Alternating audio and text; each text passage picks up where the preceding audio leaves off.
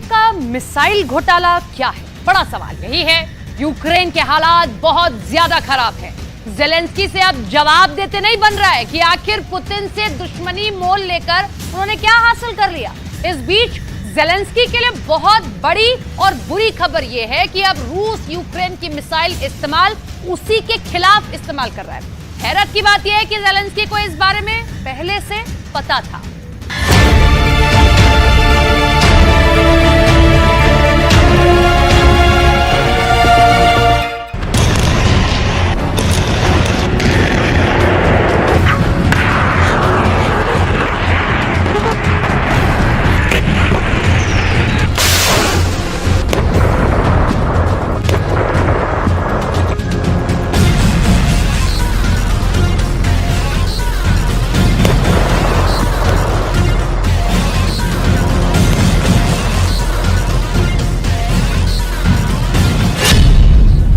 H-55 पर खुफिया report, NATO में मचा हड़कंप।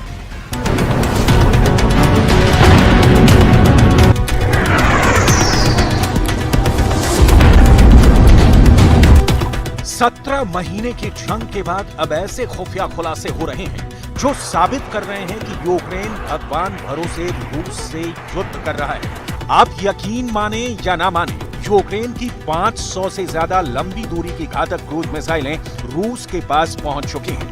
हैरानी की बात तो यह है कि रूस यूक्रेन की मिसाइलों से ही यूक्रेन पर सबसे घातक हमले कर रहा है। हम आपको ये हैरान करने वाली खबर की पूरी डिटेल आगे बताएंगे, जिसके बाद आपको एहसास होगा कि यूक्रेन की सेना को कितना बड़ा नुकसान रूस पहुंचा चुका है।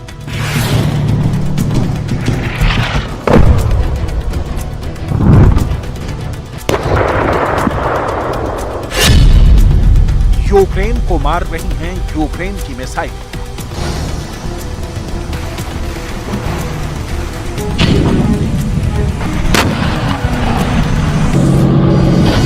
यूक्रेन की क्रूज मिसाइलें रूस के पास कैसे पहुंची हैं, इससे लेकर कई दावे किए जा रहे हैं। लेकिन इधर नाटो के 31 देश यूक्रेन पर शक करने लगे हैं कि कहीं यूक्रेन नाटो को पुतिन के हाथों हरवाना तो नहीं चाह रहा है। आखिर कैसे यूक्रेन की 575 क्रूज मिसाइलें यूक्रेन से रूस पहुंच गई हैं?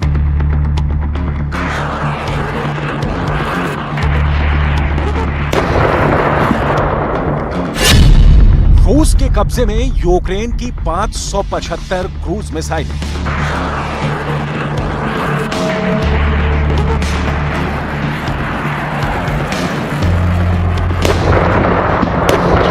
यूक्रेन की मिसाइलें रूस के पास कैसे पहुंची, इस खबर को हम आपको बताने जा रहे हैं। लेकिन पहले ये जान लीजिए, यूक्रेन की जो मिसाइलें रूस के पास मौजूद हैं, उससे रूस कहां-कहां हमले कर चुका है।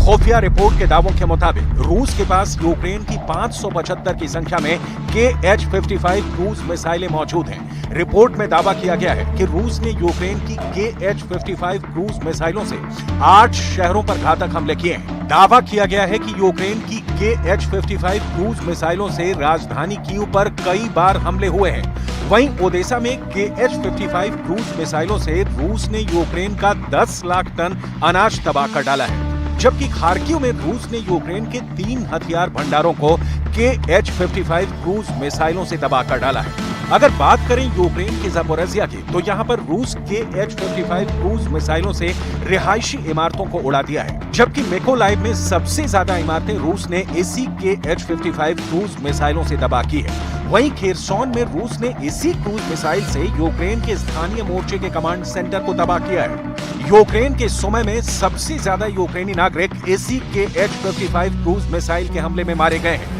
और आखिर में यूक्रेन का बखमूत आता है, जहां रूस ने H-55 क्रूज मिसाइल के हमले से यूक्रेन के एक बार में 1200 सैनिकों को मार डाला था। खुफिया रिपोर्ट में दावा किया गया है कि 575 H-55 क्रूज मिसाइलों में से रूस ने कम से कम 12 से 16 मिसाइलें यूक्रेन पर हमला करने में इस्तेमाल की। Удар терористів доводить, що їхня мішень не лише Україна і не лише життя наших людей. У портах, які були атаковані, сьогодні зберігалося близько 1 мільйона тонн продовольства. Саме той обсяг, який вже давно мав би бути доставлений в країни-споживачі в Африці, в Азії.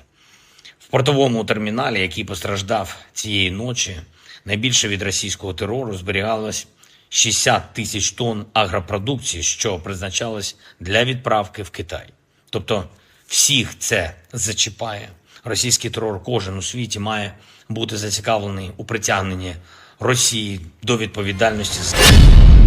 KH-55 पर खुफिया रिपोर्ट, नाटो में मचा हड़कंप।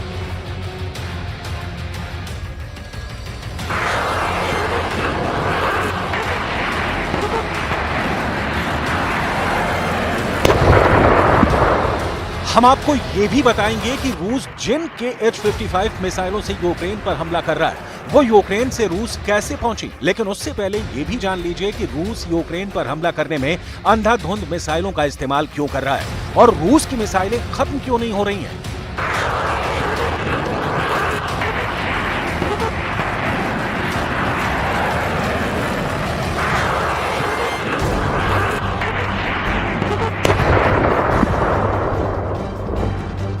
रूसी रक्षा मंत्रालय का दावा है कि रूस की इन मिसाइल फैक्ट्रियों में इस वक्त 12 गुना रफ्तार से मिसाइलें बनाई जा रही हैं। तस्वीरों में आप साफ देख सकते हैं कि मिसाइल फैक्ट्री में रूस की हजारों की संख्या में तैयार क्रूज मिसाइलें मौजूद हैं। अमेरिका ने रूस की मिसाइल पावर पर यूक्रेन और नाटो को बहुत बड़ी चेतावनी दी है। अमेरिका के एक थिंक टैंक ने अपनी रिपोर्ट में दावा किया है मॉस्को के पास यूक्रेन पर हमला करने के लिए मिसाइलों की जरा भी कमी नहीं है, बल्कि रूस के पास मिसाइलों के बड़े भंडार मौजूद हैं। ऐसे हालात में अंदाजा लगाया जा सकता है कि रूस क्यों यूक्रेन पर अंधाधुंध मिसाइल हमले कर रहा है। दावा तो ये किया जा रहा है कि रूस ने किंजल क्रूज मिसाइल के उत्पादन को भी 10 गुना बढ़ा दिया है। पिछले 2 महीने में रूस ने यूक्रेन पर 3 गुना क्रूज मिसाइल हमले किए।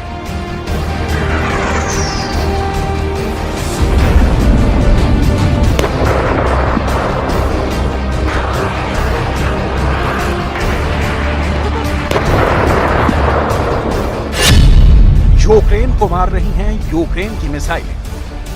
В запорожском направлении после провала наступления вооруженные силы Украины севернее населенного пункта Работино Запорожской области, в котором было задействовано до 3 батальонных тактических групп из состава бригад стратегического резерва, противник, понеся большие потери, в течение ночи восстанавливал боеспособность и активных действий не предпринимал.